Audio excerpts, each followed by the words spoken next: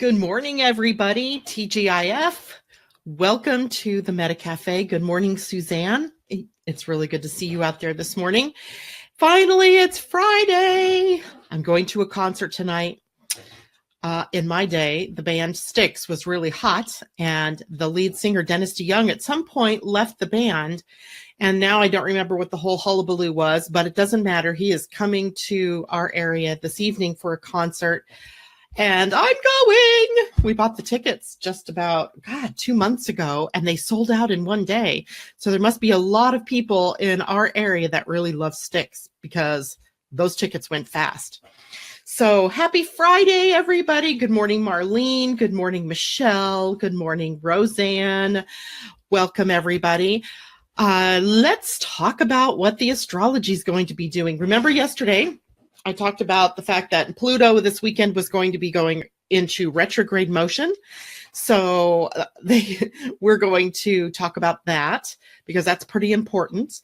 And Suzanne just said, yes, Styx, they are coming here too. Have a blast. Thank you very much. I've seen them in concert every opportunity that I absolutely can. When I was, maybe 18, I saw them in concert in LA. And then met my husband, and they were coming to somewhere else in LA. So we went to that concert. Anytime I can see them, I will see them. And it's really sad when you think about it.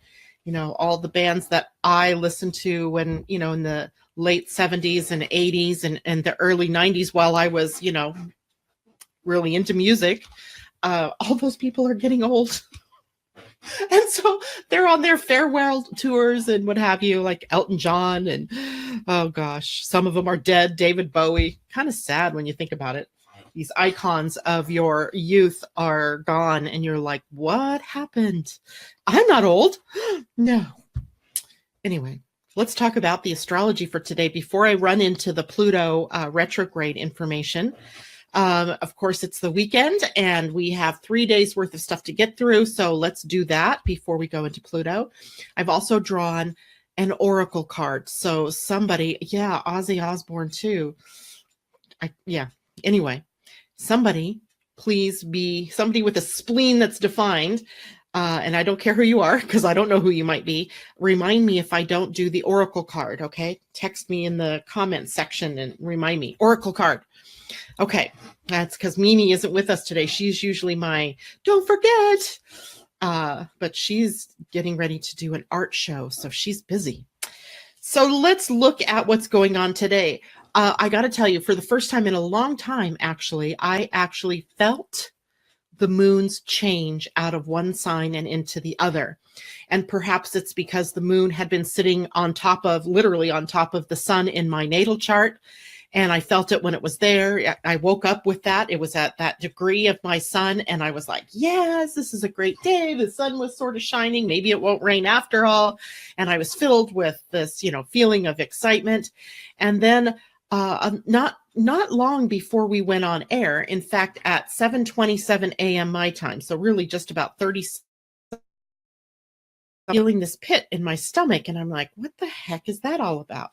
And I realized moon must be moving out of Gemini and into Cancer. And sure enough, at 7:27 this morning, my time, so 10:27 this morning, East Coast time, the moon moved out of Gemini and into Cancer. And now the energy substantially changes from the more gregarious, outgoing, communicative sign of Gemini into the more homebody, protected sign of Cancer. Not that Cancer is a bad sign. My rising sign is Cancer. So Cancer is a great place for the moon. She holds rulership here in the sign of Cancer. So it brings us all home, and it brings us all to the things that feel comfortable and nurturing to us. And it also means this would be a great weekend for us to spend time with family or friends or doing those things that we really love, that really support us in our health and in our well-being. So really, it is a good time. It's just that physically, my body was reacting, because I feel fine now, it was reacting to the change in the signs, perhaps, which I'd never really noticed in myself before. So for all of you, that means that maybe, sometimes your body may be reacting to a planet that's changing a sign. And who knows why you would pick that up at that moment, but it may be very much that your body, because your body is very much a receiver of information. Good morning, Natasha. Of course you felt it too, because she's a Cancer. She would feel it because the sun for her is in the sign of Cancer. And the sign Cancer, by the way, is highly sensitive, and it does tend to rule the stomach area as well as the breast area.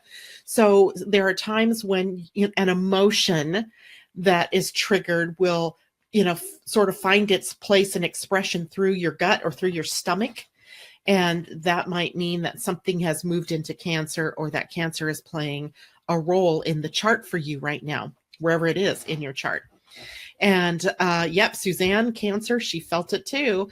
So those of us, maybe because of the sensitivity of Cancer and its rulership with the moon, maybe that's what makes us more sensitive to the movement of the moon through Cancer. So looking at the moon in Cancer today, that puts it in a relationship with all of the planets, beginning a relationship with all of those planets that are right now in Capricorn, which is Pluto, the Mars, the Black Moon Lilith, and Saturn.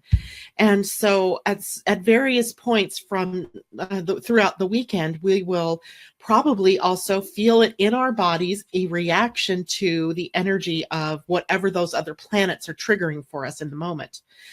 For example, the first planet that we're going to hit is going to be Saturn. Saturn is sitting at 9 degrees of Capricorn. So when the moon gets to about 9 degrees of Cancer, probably more like 7 to 8 degrees of Cancer, we're going to start maybe feeling a little bit of a lowering of our energy. It can bring on a feeling of depression or sadness, but usually it's just a little bit more melancholic energy. And that, probably happening later in the day, we may become more pensive, more withdrawn a little bit. It's not a bad thing necessarily. It's just that we become more inward focused. And then the moon today is also squaring Mercury. Mind your mouths, right? If somebody triggers you emotionally, try not to lash out, try not to yell and scream and throw a tantrum or anything like that. By the way, happy birthday to Aaron, my daughter's boyfriend. Today is his birthday. 0 degrees Taurus. Today's 420. So all of those of you who are aware of the marijuana culture, 420 is the lighted up day, I suppose. Not my gig, but some people out there in the states that are where it's legal will be celebrating today. I find that funny. Okay, the moon is also sextiling Uranus and the sun still, at least in the early part of the day. We may still feel inspired and get some really interesting ideas before it transitions over later on this evening away from the sun and Uranus and more toward that opposition with Saturn. Saturday, the moon is going to be in a trine with Neptune. The moon in Cancer trining Neptune puts us in a very psychic space. And it makes me wonder about like what type of dreams and so forth people may have this evening that might hold some very good information about what's going on in your life or what direction to move in, etc. At the same time, though, our little moon is going to be opposing Mars. Be careful this weekend, right? I was thinking about going for a bike ride this weekend on a trail I'm not familiar with. So I'm going to make sure I take plenty of water. I'm going to make sure that I don't do anything very risky, because I don't want that energy of the moon opposing Mars to cause an accident or anything like that. Have your antenna out, right? Being fine-tuned to be watchful of what's going on around you. Because sometimes, now this is happening at the same time the moon is going to be in a trine with Neptune. Sometimes we can become so inner focused that we don't recognize what's going on in our outer world. So stay focused, and if you are focusing on the inner, great, but just recall that you're also maybe operating a motor vehicle, which is metal, which is ruled by Mars, and you want to be able to take care so that you don't create an accident or get yourself hurt. If you're working with a knife, also be careful this weekend, right? Stay aware of what you're doing at all times. And at the same time that the moon is opposing Mars, it's also opposing Pluto, because let's see, Mars is at 18 degrees of Capricorn, Pluto at 21. They're only about 3 degrees apart from one another. So when the moon is opposing one, it's opposing the other. And the moon opposing Pluto is very powerful. If you're born with the moon in a conjunction or an opposition of the planet Pluto, there are very powerful things moving through you, forces moving through you in your life that cause change, transformation, empowerment. These are big themes that will come up for you, and begging for, I wouldn't even say begging, they are demanding that you move through some very tricky energies. So this weekend, we may also find ourselves at times having to work through some of our stuff, right? Our stuff in the dark that we haven't wanted to deal with. Sunday is Earth Day. Yay! Earth Day. I love Earth Day. I love the idea that we would celebrate the Earth, but I think Earth Day should be every day. That's just my opinion, because I think she's what sustains us, right? Without the Earth, where would we be? Floating in space, perhaps, or on some other planet not as beautiful. Who knows? But she's our beautiful Gaia beneath our feet, and it is a day for us to honor her, protect her, do the things that we can do to support her, remind other people that the Earth is in support of us, and it's not for us to take advantage of. We need to treat her with the same respect that we would need to be treating each other with. You see how that goes sometimes. On Earth Day, the moon is going to be sextiling Venus. Good thing, right? That's a beautiful energy. But there's some scritchy energy out there as well, as the moon squares Uranus, squares the sun. And remember, when we talk about the cycle of the new moon gives us something new, right? It's a time where we begin something. 7 days into that new moon cycle, which is Sunday, the moon and the sun come to the first 90-degree angle that they will make, their first square. And it brings up a crisis. And the crisis for us is the crisis of action, as in whatever it was that you seeded with the new moon may be reaching a point where either you've become impatient because you're not seeing the results of what you sowed. Perhaps something comes up that is blocking your forward passage to where you need to go. And at this point, then things can get to feeling very much like, damn it, I'm not going to get what I want. Just stay with that energy. Just be open to whatever that energy is showing you in terms of what steps you take next.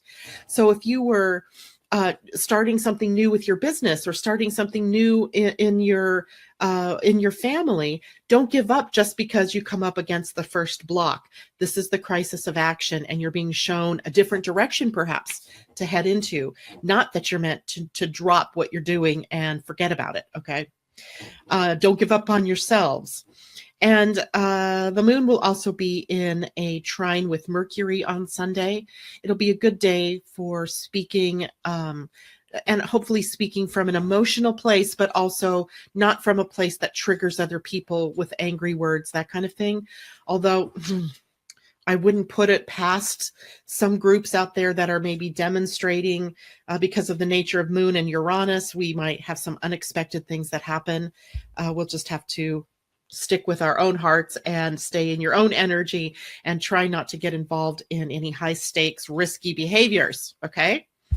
The moon is void of course on Sunday, by the way, too. East Coast time from 10:58 a.m. to about 1:09 p.m. It's fairly short. And on the Pacific Coast, that means 7:58 a.m. until 10:09 a.m. Now, something occurred to me this morning when I was preparing, and that is that when I was describing the void of course moon to you, I'm hoping that I put it out this way, that the void of course moon is a time when the moon is making no new contacts with any other planets. So there's no new energy available to move us anywhere else. But there's still the other energies that are in play. So even though on Sunday in the morning, we've got this void of course moon, the moon isn't making anything new until after that point, but we still have it in relationship with some of the other planets out there. So it's not like it's just a funk that you're in and you're not going to feel any energy. It's that there's just no new pathway open, and you may have to work with the energy that you already have in play. I hope that makes sense for everybody. If you need any clarification on that, just type it in here and let me know. No new contacts here or comments. Now you can tell that I have Mercury retrograde from birth, and now that it isn't retrograde, my mouth won't work right, at least for the short term. So let's dive in then to Pluto retrograde. So I want to set the stage a little bit for you, because I want to call to your attention that this is happening, but it is not necessarily one of those big banner kinds of things, because Pluto, as an outer planet, spends a good 5 to 5.5 months every year in retrograde. So it's not so much that it's new or that it's something that we've not experienced before. It's that we have this alternating pattern with Pluto of empowering in the outer world, and then it's switching when it moves into retrograde of the inner planes being the recipient of the powerful transformative energies of Pluto. So Pluto is going to retrograde. It's at 21 degrees Capricorn. It will move back only 3 degrees in those 5.5 months to 18 degrees Capricorn, which, by the way, is where Mars is this weekend. So that means that we may want to watch for some of the things that trigger us today, for some of the things that action pathways that are opening up for us today, because there may be some shifting on the inner world that's going to need to take place, because also during this 5.5 month Pluto retrograde, Mars will retrograde. So it's an interesting dynamic we see right now. So very much a call toward the inner dynamics. And if you think that that inner dynamic is something that you can take action from, make it sooner rather than later, because when Mars turns retrograde, all action comes to I need my red stop sign. Stop, right? So, but that's not coming until after we get into the summertime. So from April 22nd until September 30th, Pluto will be in retrograde motion. So Pluto, just Pluto in general, always represents power issues, control issues, and it is causing us to rethink, rework everything on the inner dynamic around issues around power and control. Pluto is also known as a very regenerative planet. And I wish my little friend Londa was out there listening this morning. She may be listening because she is experiencing some health challenges. And I don't think she'd mind me sharing that. But a lot of people right now are experiencing some health challenges. Well, guess what happens when Pluto turns retrograde? The energy becomes very much regenerative on the inner plane, and we can become very aware of what dynamic has been going on the inner side of ourselves, in our psyche, in the psychology, in our inner mind, that have been the cause or the source of the things that are going on in the outer world with us. So yes, if you've been experiencing some health challenges while Pluto has been in the forward momentum, then this time will give you some opportunities to look inward to find the source or the cause of that particular dis-ease or out of balance energy in your body, and be able to regenerate yourself. So I think that's a really good thing, right? Pluto in retrograde urges us to transform, to let go of, to eliminate things like old attitudes, grievances, emotions, rigid patterns, all of anything that we have fallen into the habit of letting cause us pain or worry or suffering is now up for us to be able to eliminate, to let. Roseanne asked me a really good question. She said, what does Pluto retro mean for Scorpio? Well, for Scorpios in general, right now, remember, Jupiter's in Scorpio. So this is not necessarily a bad thing for you as a Scorpio, because Jupiter is already bringing up stuff for you as a Scorpio to let go of, right? It's showing you those secret places where you are not being your own friend, where you're sort of sabotaging yourself. Now, Pluto moving in retrograde then is going to move that inward toward the psyche. What is going on in my inner planes, right? Scorpios are already very willing to go into the dark and come back from the dark with the secrets. It's that shamanic journey. If you've ever been on a shamanic journey, you're often traveling into the underworld and you come back from the underworld with a gift, right? Or a jewel or an aha or some piece of something has been gifted to you in that transit. So the same thing here, right? You're being gifted with something if you consciously accept that that's what's going on, and you consciously and willingly go through the process of looking into those dark places. And we all have those dark places, right? We all have those dark places. Some of us are more willing to look there and then to be able to release things. Others of you are maybe willing to look there, but then you still hold on tight to whatever it is that's there, whatever your sacred cow is, you're holding on to it. This might be a time where you can see, wow, that is just so not serving me anymore. So I don't want to make this sound like it is something that you're going to be dealing with on an everyday basis in crisis mode, about eliminating, about letting go and that kind of thing, because that's not really how Pluto works. Uranus works that way, right? It is like pedal to the metal and let's get to the bottom of this. Pluto puts more of a slow, insistent pressure on you to make these kind of changes. For instance, if you turn the heat on under a pot of water, it isn't just going from, cold to boiling in a moment. It's building up to that. So the energy here with Pluto is very much like that. It is building us up to a point where we hopefully will be so uncomfortable where we are holding on to these things that no longer work for us that we let them go. Wouldn't that be nice, right? And it is also a great time to do an internal house cleaning. But I caution people about this. Often when Pluto turns retrograde, suddenly you're going to hear a lot about detoxifying diets and detoxifying this. And, I already got something from someone yesterday, I think it was from Londa, about a juice protocol, a carrot juice, and how carrot juice is so, cleaning and blah, blah, blah. But I encourage everybody not to go out there and try the latest detoxifying thing. Only if it's correct for you, because trying out something like that might blow up in your face, right? Doing a detox diet or doing a detox cleansing in general isn't a bad thing. But if you're really ill and you do something like that, you may be triggering more of the illness instead of letting go of what it is that you're wanting to let go of. So be very aware, especially those of you out there with an open spleen, because you can very much overdo it. And if you don't know if you have an open spleen or not, get your human design chart out. I'm going to show you where the spleen is. This person's chart, they absolutely have an open spleen. It is the center on the lower, holy God, is that the left? That's the lower right side of the chart, right over here.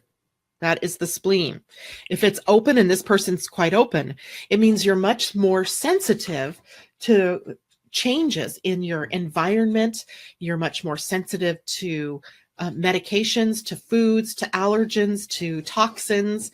So yes, though I agree that it's a great time to detox your inner world, I would go about it in a very Plutonian way, which is step by step by step, not pedal to the metal and let's, get it all done. And then I find out it doesn't work for me. All right. If you have a defined spleen, you're a little less likely to engage in that kind of thing or have it blow up on you. But also you've got to keep in mind the spleen has zero energy in and of its own. It is an awareness center, but it's not a motor. So it doesn't have any action steps to it. So that means it is always in response to intuition or to a knowingness. So be careful. That's all I'm going to say about that. So, but it is also a good time. This Pluto retrograde is also a good time to undertake counseling or coaching or any kind of deeper exploration, let's say, of yourself or of what's going on within. And that often requires the help of someone outside of you.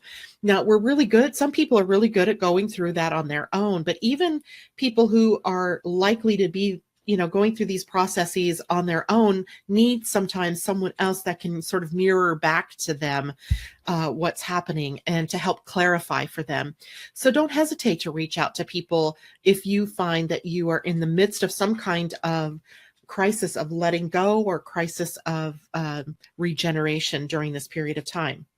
Now, I also really wanted to share with you the human design aspects of Pluto, like what gate is Pluto sitting in? And interestingly enough, Pluto has been sitting at the gate 61. And I love the name that Richard Rudd gives this gene key. Gene key 61 is called the Holy of Holies. Kind of love that name. But the lowest expression of that gate 61 is psychosis. We move up to the gift of inspiration, being in spirit.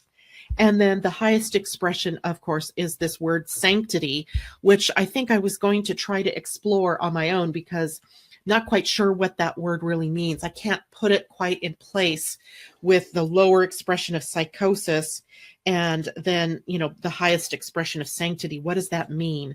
But I think it is a cool name. You're right, Roseanne. Cool name for the gene key. But it is a gate in the head. Let me show you again in our human design dummy chart here. It's not a dummy chart. It's actually somebody's real chart. Here's the head center, right? And it is the middle gate, gate 61, moving down toward the ajna. And if I've never told you this, let me tell you now. The reason why I tell people to get out of your heads and into your body is because there isn't anybody on the planet designed to make decisions from their head. In fact, the gates up in the head, which are gates 64, 61, and 63, are called the gates of madness. They're called the gates of madness because that center is a pressure center, and it puts constant pressure on us, especially when it's open. And 50% of you out there have an open head. It puts constant pressure on us to answer questions, often not even our own questions.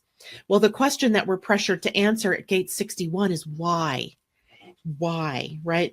There may be some inner truth that we're aiming to get to, which is true, of course, and it's Pluto sitting here. So we are dealing with, that inner world. And it is the pressure to know the truth, the capital T truth, but you can't come to the truth from the mind. Not going to happen. Not going to happen at all. And the more we seek the truth, right, the more we keep looking for the truth from our head, the more we get into that rat wheel of thinking. And the more we go round and round and round, and we never get to the answer about why. And it creates for people a sense of madness. So it's not surprising that psychosis would be the lower expression of this particular gate. In human design, we look at this gate as the gate of awe and wonderment and mystery. It is when we sit back and we don't ask that question why. We just take it in and absorb it and live through that mystery and live through the awe and the wonderment, that we really find that we can move into inspiration.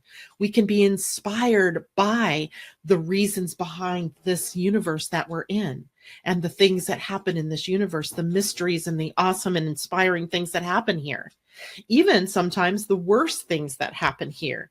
If we can sit back and pull ourselves out of our heads, then we can move with this energy up the ladder to the gift of inspiration, and then ultimately up to sanctity, which again, really, I don't have, there was a quick blurb in his book about it. I'm not sure how we get to the gift of sanctity, but maybe someday I will be enlightened to that.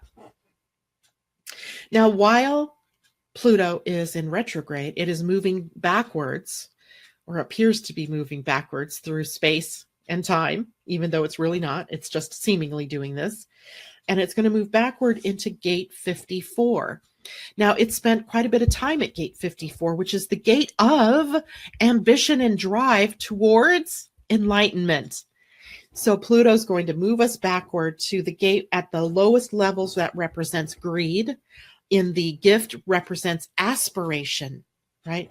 inspiration in gate 61 when Pluto's there in the gift, and aspiration when it's at gate 54.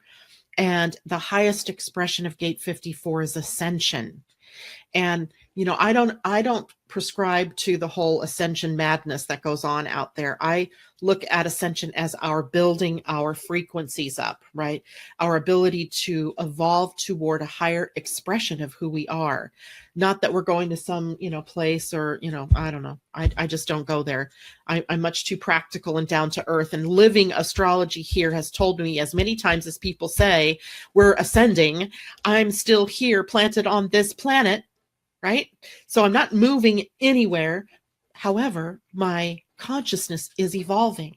And that's how I look at ascension, is this idea of conscious evolution or evolution of consciousness, right? Raising our frequency of what's up here in the mind and what's here in the heart and what's in my belly brain, which I learned a lot about this week as well, the belly brain. Did you realize that your belly has what is quite possibly another organ that is in between the lining of the colon and the intestine that has a neural network that matches that of the brain? The belly thinks. Interesting, right? I love science. Of course, I was a biology and chemistry major in college. But to me, this is fascinating, fascinating. Now we know the heart has a network of energies, a neural network very similar to the brain. And now we're learning that the belly indeed also has that energy available. And so these, places take us further into the body where our real wisdom is housed. So I think we're learning something about who we really are and about what tools we really have at our disposal to move us through our lives that will disconnect us a bit from the brain and our over-reliance on thought processes in order to determine where we're going, what we're doing, and who we are, what we're, all those annoying questions that the head comes up with. How come? When? Why? How? Which? Who? The only one that we're really meant to be working with through the head is the desire energy of what do I want? What do I want? Roseanne says, I love the higher consciousness energy. Yeah. And she's also heard of the belly brain. So maybe many of you have heard about the belly brain. I guess I've heard of it in passing, but I've never really heard from a scientific perspective that they are looking at it as an extra organ in our body that we've never known we had. So interesting, huh? Okay, so that's all I have for us today as far as energy. So let's look at the card I drew. I remembered. So I was asking to be shown a card for all of us that would represent Pluto in retrograde. What is it that we're meant to learn from that? And the card that fell out is card number 47. And I'm going to show you the card right side up. It has a cheetah on it moving toward the checkered flag in a desert. It says, go the distance. But I pulled it upside down. So upside down, as you know, in the Wisdom of the Oracle, get it out of the light there. Wisdom of the Oracle is all about, by Colette Baron Reed, is all about a protection message. So let's look at the actual energy of the card. Is its essential meanings are endurance, strength, and the long haul. And the protection message is this. Do you feel as if you've been wandering in the desert now for ages and ages and nothing is happening? When you conjure up the image of a desert, you picture parched lips, sunburned skin, and mirages. But there is more to it than that. Amid the hot sands are creatures with resilient spirits, tough skins, and the willingness to burrow deep underground for water so that they may thrive. This is a time of developing survival skills and resilience. You are learning how to conserve your strength, and in this temporary time of austerity, it's wise to be selective about expend your energy. Listen to the call of your soul because it will never lead you astray. This is an important time for letting go of what's not important. I say this all the time. I can't make up this stuff, right? I pull a card, the universe responds, giving me something that really is representative of what Pluto means for us. Letting go of what's not important. right? Do we really have to hold on to those old beliefs, those old thoughts, those old emotions, or can we let them go in order to make space for what's obviously something new that's coming for us all? Okay. Something weird is happening with Facebook because I see everybody's pictures went away. I hope that means that somehow I didn't lose connection and you got to hear all of the message. In the meantime, I'm done. And I wish every one of you a wonderful day and a wonderful weekend. And I love you all. Take care. And we'll see you on Monday, where we'll take a look at the week, which will be it'll be the last full week, if you can believe this, of April. Time flies when you're having fun. All right, you all, take care. Love you. Bye-bye. Oh, good. You're still there. Good, good, good. Thanks, Suzanne.